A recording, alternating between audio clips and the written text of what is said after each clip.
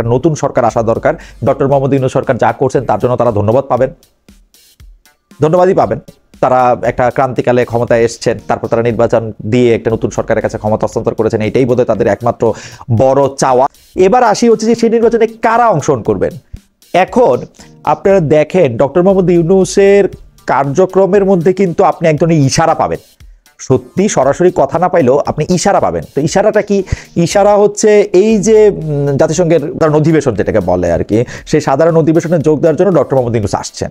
তিনটা রাজনৈতিক দলের মানে 4 জনকে নিয়ে আসছেন, বিএনপি থেকে 2 জন, জামায়াত থেকে 1 জন এবং এনসিপি থেকে 1 জন। এইটার মধ্যেও আপনি বুঝবেন যে ডক্টর মোহাম্মদ ইউনূসের যেটা ইশারার কথা বলতেছিলাম, সেই ইশারাতে মনে হয় যে ডক্টর মোহাম্মদ ইউনূস বিএনপি, জামায়াত আর এনসিপি এই 3টা দলের অংশগ্রহণ নির্বাচনে এবং তাদের সরকারের গঠনে ভূমিকা রাখতে দেখলেই তিনি তা যথেষ্ট মনে করেন। কারণ অন্য কোনো দলের কাউকে তো তিনি নিয়ে আসেন নাই। তার মধ্যেও উনি কি মনে করতেছেন এটা তো পুরোপুরি বোঝা সম্ভব না, কিন্তু ইশারাটা নেওয়া সম্ভব। উনার কিছু আরেকটু ইশারা আছে। এই জামায়াতে ইসলামী, বিএনপি এবং এনসিপি থেকে তিনি যদি একজন করে প্রতিনিধি দিতেন, তাহলে তিনি মনে করা হইতে পারতো যে তিনি 3টি দলকেই সমান মনে করেন, কিন্তু আসলে তিনটি দলকে সমান মনে করেন না। তিনি অর্থনীতিবিদ মানুষ, একরকম বিজ্ঞানী মানুষ, তিনি তো আসলে জানেন যে জামায়াত বা এনসিপি বিএনপি সমান না। তো ডক্টর মোহাম্মদ ইউনূস কি মনে করেন? বিএনপি জোটটুক, অর্থাৎ বিএনপির অনুপাত যদি 2 হয় তবেই কেবলমাত্র জামায়াত এবং এনসিপি 1 করে আনুপাতিক হারে বণ্টিত হবে। তো এটাও একটা ইশারা। আওয়ামী লীগ ইলেকশনে আমি যেটা বলতেছিলাম যে নির্বাচনে আসা, তো নির্বাচনে এই 3টি দল আসলে এটা অংশগ্রহণমূলক নির্বাচন হিসেবে বিবেচিত হবে। জাতীয় পার্টি নির্বাচনে আসবে কি আসবে না সেইটা বোধহয় শেষ মুহূর্তের কোনো বার্গেনিং পয়েন্টের জন্য এটা রয়ে গেছে, এটা রয়ে থাকবে হচ্ছে এরকম। এরপরে দেখা যাক এটা বিদেশি কোনো চাপ, অর্থাৎ ভারতীয় চাপ, মার্কিন যুক্তরাষ্ট্রের চাপ, অভ্যন্তরীণ চাপ, বিএনপি বা জামায়াতের অভ্যন্তরীণ হিসাব নিকাশ, এনসিপি হিসাব নিকাশে এটা মিলে কিনা, তাহলে জাতীয় পার্টি নির্বাচনে আসবে কি আসবে না সেটা বোঝা যাবে। আওয়ামী লীগ নির্বাচনে আসবে না সেটা আমি বলে দিতে পারি, সেটা আমার অনুমানের মধ্যে। আমার মনে হয় যে আমি অনুমানটা আমার বেশ কাছাকাছি যেতে পারি। ডক্টর মোহাম্মদ ইউনূসের অধীনে যে ইলেকশন হবে, আওয়ামী লীগ একদম স্পষ্ট বলে দিয়েছে তারা ইলেকশনে যাবে না। আসলে তাদেরকে ইলেকশনে কেউ আসতে দিবে কিনা সেটার একটা বড় প্রশ্ন, কারণ আওয়ামী লীগকে কি একটা জানি বলে যে কার্যক্রম নিষিদ্ধ করা হয়েছে। এখন কার্যক্রম নিষিদ্ধ করা হয়েছে, এইটা কি ইলেকশনও তারা করতে পারবে না? এই প্রশ্ন করলে সরকারি দলের লোকজন বলে যে ভাই এটা এত কিছু বলতে পারবো না। তারা কি কার্যক্রম নিষিদ্ধ হয়েছে বলে কি আওয়ামী লীগ একটা নিষিদ্ধ রাজনৈতিক দল? জিজ্ঞেস করলে বলে যে ভাই এটা বলতে পারবো না, তাদের কার্যক্রম নিষিদ্ধ। এখন কার্যক্রম নিষিদ্ধ আর দল নিষিদ্ধের মধ্যে কি তফাৎ আমি ঠিক জানি না। তবে এখনকার অবস্থা আমার কাছে মনে হচ্ছে যে আওয়ামী লীগকে আসলে নির্বাচনে আসতেও দেওয়া হবে না, আওয়ামী লীগ নির্বাচনে আসবেও না, এবং আওয়ামী লীগ ছাড়াই একটি নির্বাচন হতে যাচ্ছে। অর্থাৎ যে নির্বাচনকে আমরা বলতেছি যে নির্বাচনে কারা অংশগ্রহণ করবে, আমরা বুঝতে পারতেছি যে সেটাতে বিএনপি, জামায়াত, এনসিপি তারা অংশগ্রহণ করবে, অথবা তারা অংশগ্রহণ করলে সেটি অংশগ্রহণমূলক হবে। এবং আমার অনুমান, বলি এটি ফেব্রুয়ারি মাসের প্রথমার্ধেই হবে, আমার অনুমান সেটি জাতীয় সংসদ নির্বাচনে হবে। এখন আমরা এই জামায়াত ইসলামী, বাংলাদেশ জাতীয়তাবাদী দল এবং এনসিপি দলটার দিকে একটু তাকাই যে তারা এই মুহূর্তে কে কি করছে, কে কোন অবস্থানে আছে। দেখেন জনগণ কিন্তু, আপনারা ঠিক একটা খেলায় হাইরা না গেলেও অন্ততপক্ষে একটা হলুদ কার্ড তো দেখছেন, লাল কার্ড যদি নাও দেখেন, ডাকসু দেখছেন না? চাঁদাবাজি, দখলবাজির যেসব অভিযোগ আপনাদের নামে আছে, যার সংখ্যা 7000-এর বেশি, মানে যার কারণে 7000-এর বেশি নেতাকর্মীকে আপনাদের বহিষ্কার করতে হয়েছে, এইগুলি কি আপনারা দেখতে পাচ্ছেন যে মানে এটার জনগণ কিছু হইলেও আপনাদেরকে একটু জবাব দিতে চেষ্টা করতেছে? লন্ডন থেকে দলের নেতাকর্মীদের উজ্জীবিত করার চেষ্টা করে যেতেছেন ভারপ্রাপ্ত চেয়ারম্যান তারেক রহমান। বৃহস্পতিবার নিজের ভেরিফাইড ফেসবুক পেজে তিনি লিখেছেন, আমার সহকর্মী ও নেতৃবৃন্দের উদ্দেশ্যে আমি বলতে চাই, আসুন আমরা ঐক্যবদ্ধ থাকি, শৃঙ্খলাবদ্ধ থাকি এবং জনগণের সেবায় প্রতিশ্রুতিবদ্ধ থাকি। আমি যেমন আপনাদের প্রত্যেকের উপর আস্থা রাখি, আপনারাও তেমনি আমার উপর আস্থা রাখুন। তারেক রহমানের আহ্বান অনেক ক্ষেত্রেই আবার কাজে আসছে না। দেশের বিভিন্ন এলাকায় বিএনপি ও তার অঙ্গ সংগঠনের অভ্যন্তরীণ কোন্দল এখন নিয়মিত ঘটনা। প্রতিদিন না হলেও গড়ে প্রতি সপ্তাহে দেশের কোথাও না কোথাও তাদের গন্ডগোলে নিজের দলের কেউ না কেউ প্রাণ হারাচ্ছেন অথবা মূল্যবান সয় সম্পত্তির ক্ষয়ক্ষতি হচ্ছে। এনসিপির কথায় আসি। ন্যাশনাল সিটিজেন্স পার্টি মানে সরকার পতনের মানে 2024-এর 5 আগস্টের পর প্রথম কয়েক মাস আওয়ামী লীগ দিশেহারা ছিল। এখনো তো কাটেনি, তারা কিন্তু এখনো তারা ঝটিকা মিছিল দিয়ে হলো কি এখন তারা মানে ঝটিকা মিছিল দিয়ে হলো কিছু একটা করার চেষ্টায় আছে। অন্তর্বর্তী সরকারকে তা যথেষ্ট ভাবনায়ও রাখছে, কিন্তু জুলাই আন্দোলনে বিজয়ের ফসল যে দল, সেই জাতীয় নাগরিক পার্টি এনসিপিকে পুরোপুরি দিশাহীনই মনে হচ্ছে। বিশেষ করে ডাকসুর বিপর্যয়ের পর তারা যেন খাবি খেতে শুরু করেছে, কোন দিকে যাবে, কার সঙ্গে জোট করবে, তারা কোনো সিদ্ধান্তই আসতে পারছে না। প্রথমে খবর হলো জুলাই সনদ বাস্তবায়নের দাবিতে জামায়াতের নেতৃত্বে যুগপৎ আন্দোলনে সামিল হচ্ছে এনসিপি, পরে তারা আবার পিছিয়ে গেল। এর জন্য অবশ্য তথ্য উপদেষ্টা মাহফুজ আলমের একটি ফেসবুক পোস্টও কারণ। তিনি সদ্যই লিখেছেন, জামায়াতে কয়েকটি দল থাকার পরও নতুন কোনো মৌদুদিবাদী দল এখন প্রয়োজন নেই। মানে তাকে আবার একজন ফেসবুকেই জিজ্ঞাসা করেছেন, এ ধরনের কথা প্রকাশ্যে আলোচনা না করে তো আড়ালে আবডালেও বলা যায়। এর আবার উত্তর দিয়েছেন মাহফুজ, তিনি দাবি করেছেন অপ্রকাশ্য আলোচনায় কাজ হয়নি বলে ফেসবুকে এই পোস্ট। মানে মাহফুজ আলম সম্পর্কে একটি কথা বলতে হয়, যেটি হলো বলা হয়তো খুব ঠাট্টা করে, মানে মানে মানে মানে সামরিক সরকারদের সম্পর্কে, cancel my last order as soon as possible. উনি হচ্ছে মুছা দেন last Facebook post as soon as possible. তাকে নিয়ে আসলে বিএনপি শীর্ষ নেতারা অনেক সময় একটা কথার প্রেক্ষিতে, মানে সালাউদ্দিন সাহেবই তো মনে হয় কোথায় গিয়ে জানি বললেন যে ও মাহফুজ সাহেব ফেসবুকে স্ট্যাটাস দিয়েছে, একটু দেখেন এটা আবার থাকে না, উনি আবার এটা মুছে দেন। মানে এনসিপি নেতারা রাজনীতিবিদ হওয়ার পরও সেই সমন্বয় কামলের অ্যাক্টিভিজম যে ছাড়তে পারেন নাই, এ নিয়ে দলীয় ফোরামেও নাকি আলাপ আলোচনা হয়। তথ্য উপদেষ্টা মাহফুজ আলম যখন নিউ ইয়র্কের পর লন্ডনে আক্রান্ত হলেন, মানে ইন্টারেস্টিং, আমরা মাহফুজ আলমকে এরকমভাবে ব্র্যাকেটবন্দি করি যেন তিনি এনসিপিরই একটি লোক। আসলে তিনি এখনো এনসিপির লোক না, তিনি সরকারের তথ্য উপদেষ্টা, অন্তর্বর্তীকালীন সরকারের তথ্য উপদেষ্টা, তিনি আসলে এনসিপির লোক না। তারপরে সেই তথ্য উপদেষ্টা মাহফুজ আলম মানে কোট আনকোট লোক না, তথ্য উপদেষ্টা বা সত্যি লোক না, আচ্ছা মানলাম। তথ্য উপদেষ্টা মাহফুজ আলম যখন নিউ ইয়র্কের পর লন্ডনে আক্রান্ত হলেন, তখন অ্যাক্টিভিস্ট রূপেই যেন ফেসবুকে আবির্ভূত হলেন এনসিপি প্রধান ও সাবেক তথ্য উপদেষ্টা নাহিদ ইসলাম। তিনি কি ধরনের কথা বলছেন, সেই নাহিদ ইসলাম আবার সিরিয়াস মানুষ, তার আবার ফেসবুকে তিনি যেটা পোস্ট দেন ওইটা আবার থাকে। তিনি সরাসরি সরকারকে আক্রমণ করছেন। তিনি বলছেন অন্তর্বর্তী সরকার ও উপদেষ্টা পরিষদের ভেতরেও মাহফুজ আলমকে হত্যার মৌন সম্মতি তৈরি করা হয়েছে। তিনি আরো বলেছেন মাহফুজ আলমদের ব্যবহার করে ছুঁড়ে ফেলেছে এই সরকার। কি বুঝলেন? মানে এনসিপি এখন আসলে কোথায়? মানে মাহফুজ আলমদের হত্যার মৌন সম্মতি তৈরি করছে উপদেষ্টারা। উপদেষ্টা বলতে তো ডক্টর মোহাম্মদ ইউনূস, মানে যেই ডক্টর মোহাম্মদ ইউনূস মাহফুজকে বলছে হচ্ছে মানে মাস্টার মাইন্ড, উনি হচ্ছে এই আন্দোলনের পেছনের নেতা, একটা মেটিকুলাস ডিজাইনের কথা তিনি বলেছেন। তিনি বলেছেন যে ছাত্রছাত্রীরা যারা এখন আসছে তারাই তাকে ক্ষমতায় বসাচ্ছেন এবং তারা একটা রিসেট বাটন চাপ দিছে। সেই মাহফুজ আলমের বিরুদ্ধে হত্যার মৌন সম্মতি তৈরি করতে চেষ্টা করছে উপদেষ্টারা। এটা বলতেছেন তার এক সময়কার সহকর্মী, উনি নাহিদ ইসলাম সাহেব তো উপদেষ্টা ছিলেন, এখন একটি দলের নেতা, তিনি বলতেছেন যে এটা একটা মৌন সম্মতি, হত্যার মৌন সম্মতি উৎপাদন করতেছেন তারা। মানে এইটা এখন স্পষ্ট যে নিজেদের রাজনৈতিক ভবিষ্যতের পাশাপাশি পরের নির্বাচিত সরকারের সময় জুলাই আন্দোলনের প্রথম সারির নেতাদের নিরাপত্তা কি হবে সেটা নিয়ে যথেষ্ট ভাবছেন নাহিদরা। এটা মাথায় রেখে বিএনপি জোট নাকি জামায়াত জোট নাকি নিজেরা একটি জোট করবেন তা নিয়ে ভাবছেন তারা। সবশেষ খবর অবশ্য আরও বিস্ময় জায়গা নিয়ে, নাহিদদের একসময়কার নেতা নুরুল হক নূরের গণ অধিকার পরিষদ ও এনসিপি মিলে মিশে নাকি একটি দলে পরিণত হওয়ার আলোচনা চলছে। পুলিশ আর্মির হাতে নূরের মার খাওয়া কি তাদের আবার কাছে নিয়ে এলো? হতেও পারে, নইলে এক বছর তো আমার প্রায় নূর ও রাশেদকে এনসিপি নেতাদের মানে কঠোর সমালোচনা করতেই দেখছি। আমার বিবেচনায় জামায়াতে ইসলামী বাংলাদেশ হওয়ার পরে সবচেয়ে ভালো একটা সময় কাটাতেছে। সবচেয়ে ভালো সময় কাটাতেছে মানে কি, জামায়াতে ইসলামীকে আগের চেয়ে অনেক বেশি ফুরফুরা মনে হইতেছে, শক্তিশালী মনে হইতেছে যে জামায়াতে ইসলামী একটা তাদের যে লক্ষ্য, সেই লক্ষ্যের কাছাকাছিও তারা কিছুটা পৌঁছাতে পারছে। তবে এই যে লক্ষ্যের কাছাকাছি পৌঁছানো, সেইটা কিসের দামে? সেটা কি তাদের গঠনতন্ত্রের পরিবর্তনের দামে? সেটা কি তারা নিজেদেরকে পরিবর্তন করে, নিজেদেরকে বিবর্তন করে, নিজেদেরকে রূপান্তর করে একটার দামে? কারো সাথে কোনো একটা যদি বলি আমরা যৌথ কোনো একটা কার্যক্রমের দামে, নাকি তারা তাদের ঘোষিত মত পন্থা দিয়ে আজকে এই অবস্থায় আসছে? সেটা আমরা একটু দেখতে চেষ্টা করব। আর বিএনপিকে আমি এই জামায়াত বিএনপি এবং এনসিপি নিয়ে একটু কথা বলবো। জামায়াত বিএনপি এনসিপিকে জুলাই সনদ, কবে নির্বাচন, ঐক্যমত্য কমিশন, এগুলির লেন্সেই। তো বিএনপির নিয়ে কথা বলতে গেলে আমি বিএনপিকে নিয়ে বলি, বিএনপিকে দেখে মনে হয় বঙ্কিমচন্দ্রকে একটু স্মরণ করতে ইচ্ছা করে, পথিক তুমি পথ হারাই আছো। বিএনপিকে একটু পথ হারা মনে হয়। এখন কেন বিএনপিকে পথ হারা মনে হইতেছে সেইটাও কিন্তু একটা ইন্টারেস্টিং ব্যাপার। একটা হইতে পারে যে ডাকসুর এই ফলটা তারা একটু আশা করে নাই।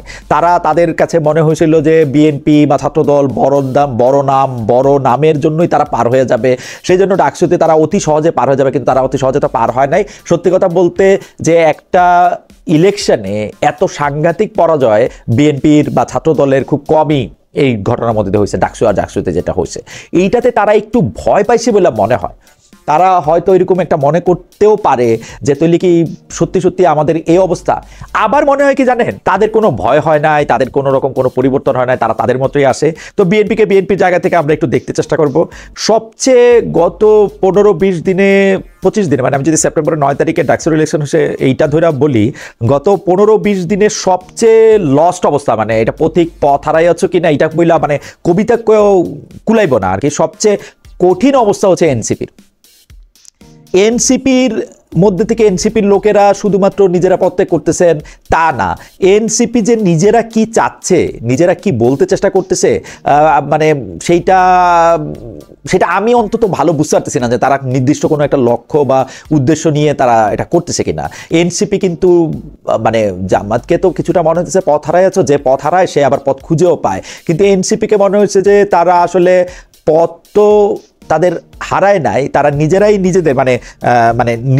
নিজেদের কবর খোঁড়ার জন্য বা নিজেরাই নিজেদের দলটাকে ধ্বংসের শেষ সীমানায় নিয়ে যাওয়ার জন্য একজন আরেকজন যে কে বেশি এগিয়ে সেই পথের মধ্যে তারা থাকতেছেন। যাই হোক, মানে এনসিপিকে নিয়ে আরো কথা বলবো, বিএনপিকে নিয়েও কথা বলবো। এখন যেহেতু জামাত সবচেয়ে ভালো অবস্থানে আছে বলে আমি মনে করি, আমি জামাতটা দিয়ে শুরু করি। মানে আলোচনার পাশাপাশি দাবি দাওয়া নিয়ে জামায়াত রাজপথে থাকছে। ইসলামপন্থী বেশ কিছু দল নিয়ে গতকাল থেকে মানে বৃহস্পতিবার থেকে রাজপথে বিক্ষোভ কর্মসূচি শুরু করেছে জামায়াত ইসলামী। জাতীয় নির্বাচনের আগেই তারা জুলাই সনদ বাস্তবায়ন চান, এই দাবিতে তাদের বড় সঙ্গী এখন ইসলামী আন্দোলন। সংসদ নির্বাচনে আনুপাতিক প্রতিনিধিত্ব বা পিআর পদ্ধতি চেয়ে অনেকদিন ধরে সোচ্চার তারা। পিআর নিয়েও আসলে একটু কথা বলতে হবে। আচ্ছা, আসলে পিআর জিনিসটা কি, আপনারা বোঝেন পিআর জিনিসটা কি? আমি একটু বুঝি, আমি অল্প করে বলি। আসলে দেখেন, পিআর হইলে আপনি আপনার সংসদীয় আসন, ধরা যাক সেইটা হচ্ছে বাংলাদেশ 123 নাম্বার বাংলাদেশ সংসদীয় আসনের মধ্যে যে আপনি ভোটটা দিবেন, ভোটটা আপনার প্রার্থীর আসলে দিবেন না, আপনার দলরে দিবেন। আগে থেকে এইটাতে দেয়া থাকবে যে এরা হচ্ছে আমার দলের মনোনীত সংসদ সদস্য, বা যারা আমার দল জিতলে তাদেরকে ওইখানকার সংসদ সদস্য বানানো হবে। তার মানে আপনি কিন্তু সরাসরি ভোট দিবেন না, অনেকটা আইয়ুব খানের বেসিক ডেমোক্রেসির মতো আপনি ভোট দিবেন হচ্ছে পরোক্ষভাবে। দেখেন, একদিক থেকে কিন্তু আমরা আসলেই বলতেছি যে জুলাই সনদ বা জুলাই যে আমাদের শিক্ষা দেয়, সেই শিক্ষাটা আমাদের দেয় হচ্ছে আমরা যাতে এক ব্যক্তির হাতে ক্ষমতা কুক্ষিগত করে না রাখি, আমাদের ক্ষমতা যাতে একটা মানুষের কাছে একটা ক্ষমতার বলয়ের মধ্যে যেটা যেন আটকে না পড়ে। অন্যদিকে এই পিআর পদ্ধতির নামে আমরা তার কাছেই আবার আসলে ক্ষমতা দিতে চাইতেছি, সে কারে কোন জায়গার এমপি মনে করবে বা না করবে তার উপরে। কেন, কিসের জন্য? একটা কিছুর জন্য। এখন জামাত ইসলামের এই কথা কইতে আমার আর ভালো লাগে না যে আসলে জামাত ইসলামী মনে করতেছে এমনিতে সে যত আসন পাবে তার চেয়ে বেশি আসন পাবে সে পিআর হইলে, মানে এমনিতে আসন পাবে সে ধরা যাক হচ্ছে 10টা, পিআর হইলে সে আসন পাবে হচ্ছে 27টা। এই একটা কারণ ছাড়া জামায়াতের মতো বুদ্ধিমান, কৌশলী এবং যুক্তিবাদী দলের পিআর চাওয়ার আর কোনো, অন্ততপক্ষে নিম্নকক্ষে পিআর চাওয়ার আর কোনো কারণ আমি আসলে দেখি না।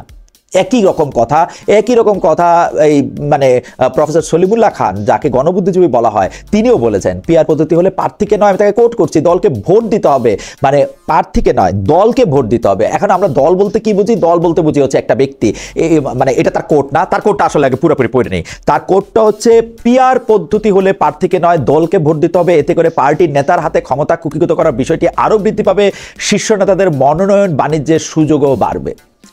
দেখেন, শীর্ষ নেতাদের কথার বাইরে কিছু হয় না। এরপরে যদি আপনি পিআর পদ্ধতি করে উনি কারে মনোনয়ন করবেন, তিনি এমপি হয়ে আসবেন, এইটা যদি আপনি পাশ করেন, তাহলে এইটা আপনি এটা নিয়ে কি করবেন আমি জানি না। জুলাই সনদের কথায় ফিরে আসি। জুলাই সনদ নিয়ে জামাতের যে প্রস্তাব, সেখানে আরেকটি দিক তাদের সম্প্রতি আমাদের সামনে এসেছে। তাদের প্রস্তাব হচ্ছে জুলাই সনদের যদি কেউ বিরোধিতা করে তাহলে নির্বাচনে তার প্রার্থিতা অযোগ্য ঘোষিত হবে, ভেরি গুড। জুলাই সনদের বিরোধিতা করলে তার রাষ্ট্রদ্রোহের শামিল বলে গণ্য করতে হবে, ভেরি গুড। আওয়ামী লীগ ক্ষমতা থাকলে পারে, ভেরি গুড কইতেছি, কারণ হচ্ছে আওয়ামী লীগ ক্ষমতা থাকলে যেমন মুক্তিযুদ্ধ নিয়ে তাদের বয়ানের বাইরে কিছু বললে হামলা মামলা দেওয়া হয়, জুলাই সনদ নিয়ে কি সেই ভূমিকা এখন নিতে চাইছে জামায়াত? প্রশ্নটা রাইখে গেলাম। যখন সব পক্ষ ক্ষমা করবেন, যখন সব পক্ষ আলোচনার টেবিলে আছে, সেই বিষয় নিয়ে জামাতের রাজপথের কর্মসূচির বিরোধিতা করছেন বিএনপি নেতারা। বিএনপি নেতারা আবার মানে রাজপথের কর্মসূচির বিপক্ষে, তারা রাজপথের কর্মসূচি চায় না। তারা বলতেছেন আলোচনার মধ্যে আবার আন্দোলন হচ্ছে স্ববিরোধিতা, কারণ সাধারণত আলোচনা মীমাংসা ছাড়া পণ্ড হলেই রাজপথের আন্দোলন হতে পারে। রাজপথের বিক্ষোভ কর্মসূচি মানে নাগরিক দুর্ভোগ তৈরি হবে। কিন্তু জামায়াত ও আরো কিছু দলের কর্মসূচি নিয়ে আশ্চর্য রকম ভাবে, আমি এখানে বলি আশ্চর্য রকম ভাবে চুপচাপ সরকার। জামায়াত যাতে রাজপথে না যায়, আলোচনার সুযোগ আরো বাড়ানো হবে। জাতীয় ঐক্যমত্য কমিশনও এই জাতীয় কোনো আহ্বান জানাচ্ছে না। কেউ কেউ যে বলছেন বিএনপিকে চাপে রাখতে সরকারের ইন্ধন ইসলামী দলগুলো রাজপথে, এই অভিযোগ আসলে উড়িয়ে দেওয়ার সুযোগ নেই। কারণ ডক্টর ইউনূস সরকারকে ইদানিং বিএনপির দিকে ঝুঁকে থাকতে দেখা গেল অনেক বিষয়ে বিএনপি নয়, জামায়াত সহ বিভিন্ন ইসলামপন্থী দলের সঙ্গে তাদের বোঝাপড়া বেশি। কেউ কেউ বলতেছেন এটা দিনের আলোর মতো স্পষ্ট। আসলে মানে ওই লন্ডনে তারেক সাহেবের এখানে ডক্টর মোহাম্মদ ইউনূস যাওয়ার পরে আমরা কিন্তু হঠাৎ করে ডক্টর মোহাম্মদ ইউনূসের মধ্যে এক ধরনের সাংঘাতিক বিএনপি প্রীতি এবং এবং এবং এবং এবং এবং এটা কিন্তু উভয় পক্ষের মানে এটা একটা রেসিপ্রোকেট করে। ডক্টর মোহাম্মদ ইউনূসের মধ্যে বিএনপি প্রীতি, বিএনপির মধ্যে ডক্টর মোহাম্মদ ইউনূস প্রীতি, সেটা আমরা দেখতে পাচ্ছিলাম। কিন্তু এখন কিন্তু আবার মনে হইতেছে যে ওই ঐক্যমত্য কমিশনের একটু চুপ থাকা, জামায়াতের রাজপথে আন্দোলনের ব্যবস্থা করা, একটা পিআর পদ্ধতি নিয়ে হঠাৎ করে একটা কথাবার্তা বাড়ানো, এতে আবার কেউ কেউ বলতেছেন যে এই সরকার আসলে মানে উপরে উপরে বিএনপি হলো, তলে তলে জামায়াত। এটার মিনিংটা কি আসলে আমি ঠিক জানি না।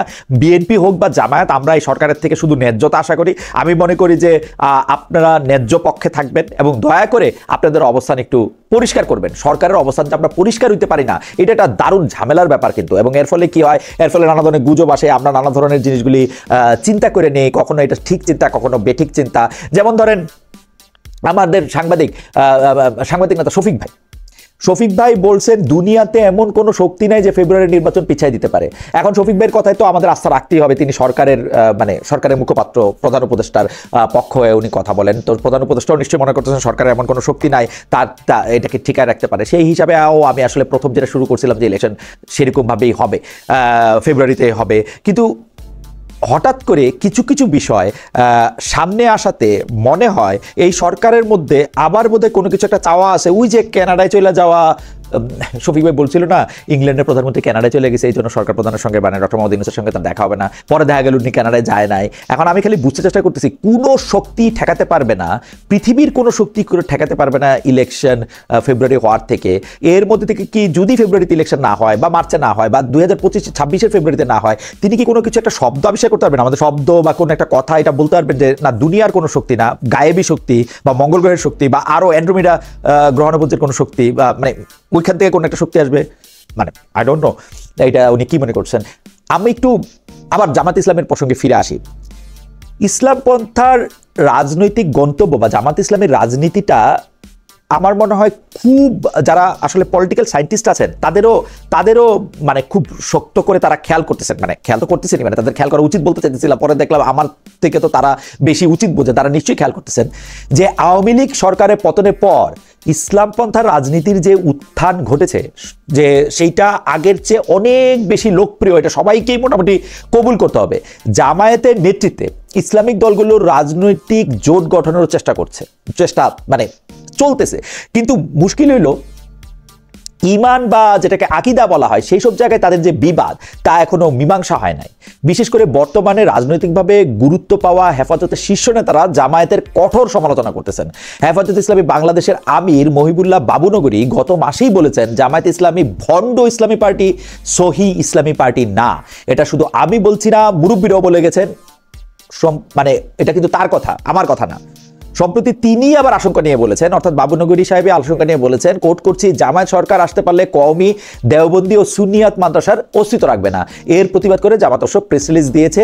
সেখানে তারা দাবি করেছে জামাত ইসলামের কোনো নেতা বা কর্মী, জামাত ইসলামের কোনো নেতা বা কর্মী কোনোদিন কর্মী, দেওবন্দি কিংবা সুন্নিয়াত মাদ্রাসার বিরোধিতা করেছেন, এর প্রমাণ নাই, এর কোনো প্রমাণ নাই।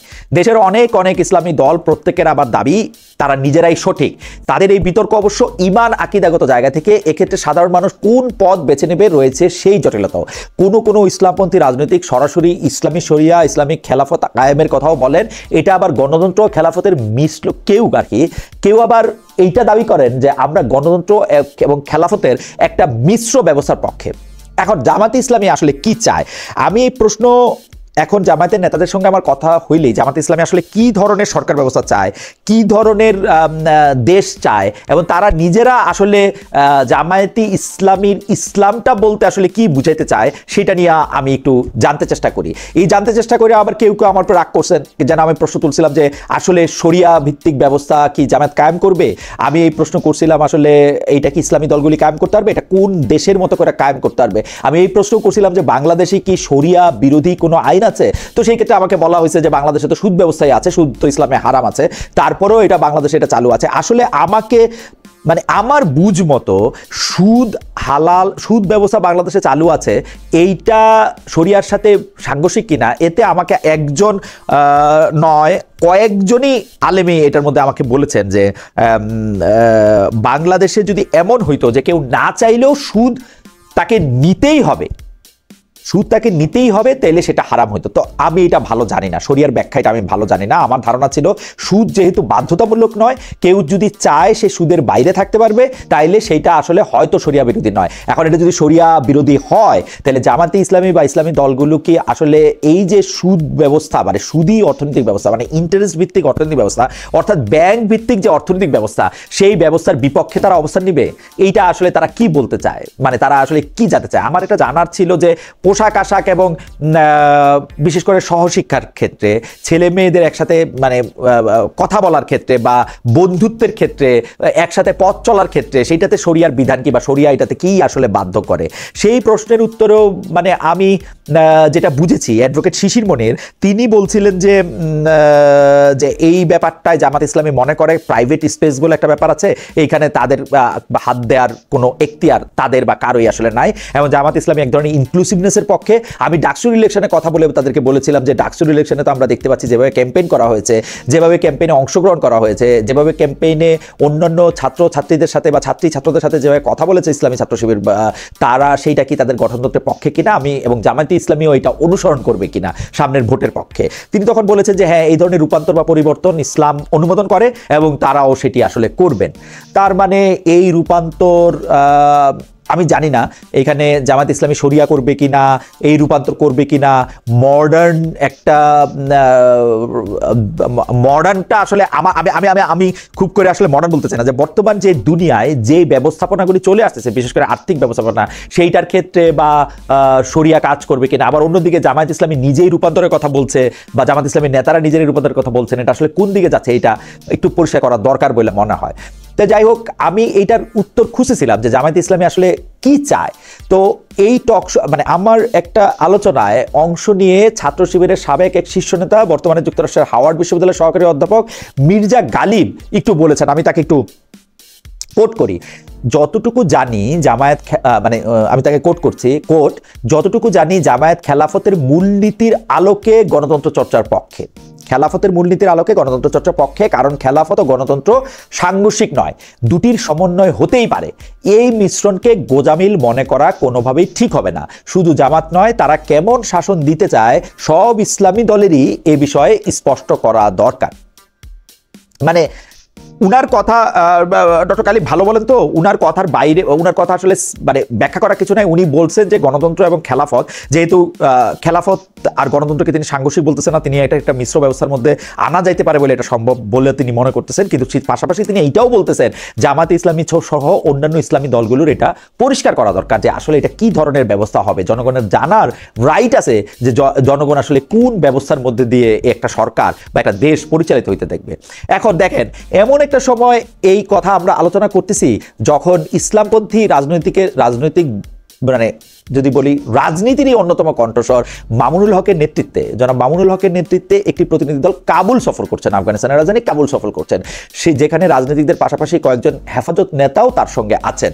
অনেক রাজনৈতিক বিশ্লেষক বলেছেন প্রকাশ্যে যাই বলা হোক না কেন, আফগানিস্তানের সরকারের পরিচালনায় তালেবান মডেল জানতে বুঝতেই তাদের এই সফর। আবার এটাও ঠিক, এই নেতাদের কয়েকজনের সঙ্গে তালেবান নেতাদের আগে থেকেই সম্পর্ক ও যোগাযোগ রয়েছে, এটা তারা নিজেরাই বলেছেন। তো আবার একটু জামাতের কথা আসি। জামায়াত যে মডেল অনুসরণ করে সেই মৌদুদিবাদের সূচনা কিন্তু আধুনিক জীবনের সঙ্গে সমন্বয়ের কথা বলে, কিন্তু সেই 40 দশকে মাওলানা মওদুদির সময় যা আধুনিক ছিল সেটা কি এখন প্রাচীন হয়ে গেছে কিনা, এখন কি সেটা কার্যকর করা যাবে কিনা, জামায়াত ইসলামী আসলে কি চায়, মানে এটা আসলে পরিষ্কার করাটা এখন সময়ের দাবি। কারণ এই যে ডাকসু নির্বাচনে নারীদের প্রার্থী করা, ছেলে মেয়েদের একসঙ্গে ভোটারের প্রচার নামানো, আমি আবারও বলি এই এই এই এই ব্যাপারগুলি আসলে কি তাদের গঠনতন্ত্র অনুমোদন করে, অনুসরণ করছেন তারা শরিয়া? যদি অনুসরণ না করেন তারা কি নিজেদেরকে রূপান্তর আরও করবেন, কতটুকু করবেন, কিভাবে এইটা কতটুকু রূপান্তর করবেন এটা কীভাবে ঠিক করা হবে সেটা কিন্তু তাদেরকে বলতে হবে। আবার বিজয়ের খুশিতে আপনারা দেখেন ছাত্রদের হিজাব হিজাব হিজাব বলে স্লোগান দেওয়া কিন্তু আরেক রকম আচরণের সাক্ষ্য দেয়। আমি কোনোটারই পক্ষে বা বিপক্ষে না, আমি কিন্তু নিজে এটা অসংখ্যবার লিখেছি, বলেছি। আপনারা আমার নামে মানে গুগল দিলেও দেখবেন যে আমি মনে করি এইটা দাড়ি, টুপি, হিজাব, টিপ সবকিছু একসঙ্গে চলতে পারে, এটা যার যার নিজস্ব হিসাব। এমনকি জামায়াতের নেতা, আমি অ্যাডভোকেট শিশির মনিরের কথা বলতেছিলাম, তিনিও স্পষ্টভাবে বলেছেন যে আমরা কারো প্রাইভেট স্পেসে হাত দেওয়ার মানে আমরা মনে করি না যে এটা আমাদের জন্য সমীচীন। তো গত 1 বছরের নারীদের চলনে বলনে যে কথিত তৌহিদি জনতার হস্তক্ষেপের নানা তৎপরতা, তার বিরুদ্ধে আমরা জামায়াত শিবিরকে অবস্থান নিতে দেখেছি, যে অবস্থানটা আবার ততটা কঠোরও নয়। মানে তারা কি একটা ডিলেমার মধ্যে আসেন, মানে কারণ আমাদের সাথে কথা হলে জামায়াত নেতারা সবসময় মবের সমালোচনা করেন, তারা বলেন যে না, এইভাবে আইন নিজের হাতে তুলে নেওয়া যাবে না, এগুলি করা যাবে না। আমার মনে হয় যে জামাতে ইসলামী এখন যে সুখের সময়টা পার করছেন, যে সময়টার মধ্যে তারা আত্ম উপলব্ধিটাও বা পরবর্তী কর্মপন্থাও তারা ঠিক করবেন, এইটা আমাদের একটা দাবি। আমি বিএনপিতে যাওয়ার আগে একটু জুলাই সনদ নিয়ে একটু কথা বলে নিই, মানে বিএনপিকে দেখার আগে একটু জুলাই সনদ নিয়ে একটু কথা বলে নিই। মোহাম্মদ ইউনূসের যে সরকার, তারা জুলাই সনদের মাধ্যমে জুলাই আন্দোলনের মিত্রদের মধ্যে একটি জাতীয় ঐক্য গড়ে তুলতে চান, যা রাষ্ট্র সংস্কারের রূপরেখাও বটে। কিন্তু এই সনদ ঘিরে রাজনৈতিক দলগুলির মধ্যে বিবাদ দেখা যাচ্ছে। বিশেষ করে জুলাই সনদ নিয়ে অনেকটা মুখোমুখি আগে বলছি যে বিএনপি ও জামায়াত, জুলাই সনদ নিয়ে বিএনপি জামায়াতের যে বিরোধ, সেখানে নিজ নিজ দলীয় সুবিধার দিকেই যে তাদের নজর, সেটা কিন্তু পরিষ্কার। তারা যে ক্ষমতামুখী দল সেই প্রমাণও রাখা হচ্ছে বারবার। আমার কিন্তু সমস্যা নাই, মানে দলের ক্ষমতামুখী হওয়া উচিত, দলের হচ্ছে মানে ওই যে এই খঞ্জনি বাজায় গান গাওয়ার জন্য একটা দল হওয়া উচিত না, তাদের ক্ষমতামুখী হওয়া উচিত। রাজনৈতিক দলগুলির উদ্দেশ্য তাই হওয়া উচিত, এটা গুরুজনরা বলেন, আমিও মানি। বিএনপি চায় জুলাই সনদ নির্বাচিত সরকার এসে বাস্তবায়ন করবে, জাতীয় নির্বাচনে বিজয়ী হয়ে তাদের ক্ষমতা আসার সম্ভাবনা রয়েছে বলেই তাদের এই অবস্থান বলে আমরা মনে করছি। তবে আমরা কোথায় একটু দ্বিধায় আছি বিএনপি জানেন, মানে জনাব তারেক রহমান, আপনি জানেন আমাদের আসলে দ্বিধাটা কোন জায়গায়। বেগম খালেদা জিয়া আমার অনুষ্ঠান শুনবেন কিনা জানি না, জনাব তারেক রহমান শুনবেন কিনা তাও জানি না, তবু একটু বলে রাখি, যে লেখে না বড় বড় মানুষের কাছে পৌঁছাতে না পারলে একটা খোলা চিঠি, এরকম একটা খোলা চিঠির জায়গায় আমাদের অবস্থাটা একটু বলি। আপনারা যে বলতেছেন সরকারে এসে আপনারা জুলাই সনদ বাস্তবায়ন করবেন, আমরা কোথায় আপনাদেরকে একটু অবিশ্বাস করতেছি জানেন? 90-এর আন্দোলনের পর, মানে এরশাদ বিরোধী, এরশাদ সাহেবকে ক্ষমতা থেকে ভাগানোর পরে একটা 3 দলীয় জোটের একটা রূপরেখা হয়েছিল, তাই না? বিএনপি ক্ষমতায় আসছিল তারপর 1991 সালে, বিএনপি ক্ষমতায় এসে সেই 3 দলীয় জোটের রূপরেখা কিন্তু বাস্তবায়ন করে নাই। জিজ্ঞেস করলে আবার বলে কেন আমরা প্রেসিডেন্সিয়াল পদ্ধতি থেকে প্রাইম মিনিস্ট্রিয়াল পদ্ধতিতে গেলাম না। আসলে বিএনপির নেতাদের আমরা এটাও বলতে শুনছি যে 3 দলীয় জোটের রূপরেখায় তো রেডিও টেলিভিশনের স্বায়ত্তশাসন দেওয়ার কথা, যে আমরা বিবিসি সিএনএন দিয়েছি। 1991 সালে বিবিসি সিএনএন আধা ঘন্টা করে দেওয়া হয়তো, সেটার কথাও তারা বলে। অর্থাৎ তারা গোজামিল দিয়ে, তারা তো বাস্তবায়ন করেনও নাই, কিন্তু গোজামিল দিয়ে তারা বলেছেন যে তারা এটা বাস্তবায়ন করেছেন, এটুক করেছেন, ওটুক করেছেন, তা করেছেন, ও করেছেন। কিন্তু আমাদের হতাশা হচ্ছে যে আমরা জানি আপনারা যেটা ছিল সেটা আপনারা করেন নাই, তো মানে যেটা হওয়ার কথা ছিল না সেগুলি আমরা দেখছি। 90 পরবর্তী গণতান্ত্রিক অভিযাত্রায় ভোট কারচুপির এই ঘটনাগুলি, মানে মাগুরা, যেটাকে আসলে প্রথম ভোট কারচুপি বলা হয়, মানে এইটাকে নিয়ে কিন্তু আমার স্পষ্ট বডে আছে। কারণ আমরা রাস্তায় বলতে রাজপথে, বিশ্ববিদ্যালয়ের ছাত্র, আমরা কিন্তু বিএনপির বিরুদ্ধে রাজপথে আন্দোলন করছি, বিএনপিকে ভোট ডাকাত বলছি। মানে ঘটনা হচ্ছে কি, এখন আমি বিএনপিকে 90, 92, 93 সালের যেভাবে দেখতে চেষ্টা করতেছি, এই সময়ে আইসাও কি আমি বিএনপিকে সেভাবে দেখবো? বিএনপির কি কোনো পরিবর্তন হয় নাই? হইছে বোধ হয়, কিন্তু আমরা কেমনে জানবো ভাই? আপনাদের উপরে যে আমরা আস্থা রাখবো, সেটা আমরা কেমনে রাখবো? মানে মানে আমরা আপনি কি এইটা আপনাদের মনে আছে যে 3 জোটের যে রূপরেখা, যে অঙ্গীকার, সেইটাকে এরকম করে দুমড়ায়া মুচড়ায়া আপনারা 1996 সালে 15 ফেব্রুয়ারি মানে একটা প্রহসনের নির্বাচনের আয়োজন করছিলেন? অবশ্য আন্দোলনের মুখে কয়েকদিন পরে আপনারা মানে আপনাদের সাথে আওয়ামী লীগের একটা বড় তফাৎ হচ্ছে, আপনারা গোয়ার্তুমি করেন নাই, আপনারা নতুন নির্বাচন দিচ্ছেন, নতুন নির্বাচনের তারিখ ঘোষণা করছেন এবং নিজেরা পদত্যাগ করছেন। সেই জন্য আপনাদেরকে ইন্ডিয়া যাইতে হয় নাই, সেই জন্য আপনাদেরকে বড় বড় কথা বইলা কোনোদিন পলায় না বইলা এখন একদম পলায়েই থাকতে হয় নাই। এটা ঠিক, আপনাদের সাথে আওয়ামী লীগের একটুক পার্থক্য আছে, কিন্তু ঘটনা হইতেছে যে এই যে 91 থেকে 96 পর্যন্ত আপনারা ক্ষমতা ছিলেন, 15 ফেব্রুয়ারি একটা ইলেকশন করলেন, করার পর আবার পদত্যাগ করলেন, পরে আবার আরেকটা ইলেকশন হইলো এবং সেখানে এক মেয়াদ ক্ষমতায় আওয়ামী লীগ থাকলো। তাদের কর্মকাণ্ডে জনগণ খুশি ছিল কি খুশি ছিল না সেইটার জবাব আমরা আবার 2001 থেকে 2006 মেয়াদে বিএনপির জোটে আমরা দেখলাম। তো সেই বিএনপির জোট সরকার যে খুব ভালো কিছু করেনি সেটা পরে জনগণ খুবই বুঝাই দিছে। দেখেন 2001 বা 2006-তে আজকে হাওয়া ভবন, কালকে অন্য একটা কথা, এরকম কথা কিন্তু বাতাসে আসতেই ছিল। মানে এটা যতই আপনি ষড়যন্ত্রের কথা বলেন না কেন, 2007-08 সালে যে এরকম একটা অদ্ভুত সরকার বাংলাদেশে আসতে পারলো, সেখানে আপনাদের দায়টা কি আপনারা বুঝতে পারেন? এখন অনেকে আমাদেরকে একটা 1-11 সরকারের ভয় দেখায়। ভাই 1-11 বলেন আর যাই বলেন, আমরা তো আমাদের অসুবিধাটা বা আমরা কি করতেছি সেটাও আমাদের বুঝতে হবে, আমাদের দায়টা আমাদের নিতে হবে। এই যে 1-11 সরকার এটা দেশের কত বড় ক্ষতি করছে, যে এইটা তো আসলে আমরা একটু খেয়াল করলে এটা আমরা দেখতে পাই যে এটা আসলে কত বড় ক্ষতি করছে। বিএনপিকে এই ক্ষতি সামলাইতে বিএনপিকে নিপীড়নে পড়তে হয়েছে আজকে প্রায় মানে ঘটনা তো 2007 মানে প্রায় 19 বছর তারা ক্ষমতা থেকে বাইরে থাকলো, ওদিকে 2 বছর 15 বছর, এদিকে 2 বছরের মতো। তো সেই শিক্ষা যদি আপনারা নিয়ে থাকেন, সেই শিক্ষা থেকে বিএনপির নেতৃত্বে 31 দফার রাষ্ট্র সংস্কার উদ্যোগ এসছে, যার অনেক কিছুই মিলে গেছে। আমি বলতে চাই যে সব কিছুই মিলে গেছে সম্ভাব্য জুলাই সনদের কাছে, মানে বেশিরভাগ কিছুই মিলে গেছে। এর মধ্যে অন্যতমগুলি আমি আপনাদের বলি, সংসদে 1 কক্ষ থেকে 2 কক্ষর দিকে যাওয়ার কথাটা এটা 31 দফার মধ্যে ছিল, কিন্তু নিজেরা ক্ষমতায় যাওয়ার আগে এগুলি নিশ্চিত করার ক্ষেত্রে সায় দিচ্ছে না বিএনপি। তারা এটাতে একমত হইতেছে না। এটা কেন একমত হইতেছে না এইটা আমি ঠিক বুঝতেছি, ব্যাপারটা এরকম না। তারা কিছু আইন কানুন দেখাইতেছেন, তারা বলতেছেন যে এইটা আসলে শুধুমাত্র সংসদই ঠিক করতে পারবে। ঠিক আছে, সংসদ ঠিক করতে পারবে, তো তোমরা অঙ্গীকার করো তোমরা এটার সাথে একমত। তোমরা তো অনেক বিষয়ে নোট অফ ডিসেন্টও দিতেছো। গত 1 বছর আগামী জাতীয় সংসদ নির্বাচনের সম্ভাব্য বিজয়ী হিসাবে আমরা আপনাদেরকে ধরে নিতেছি দেখেই কি আপনারা এরকম ভাবে বলতেছেন যে গিয়া করবো এখন সাইন করবো না? দেখ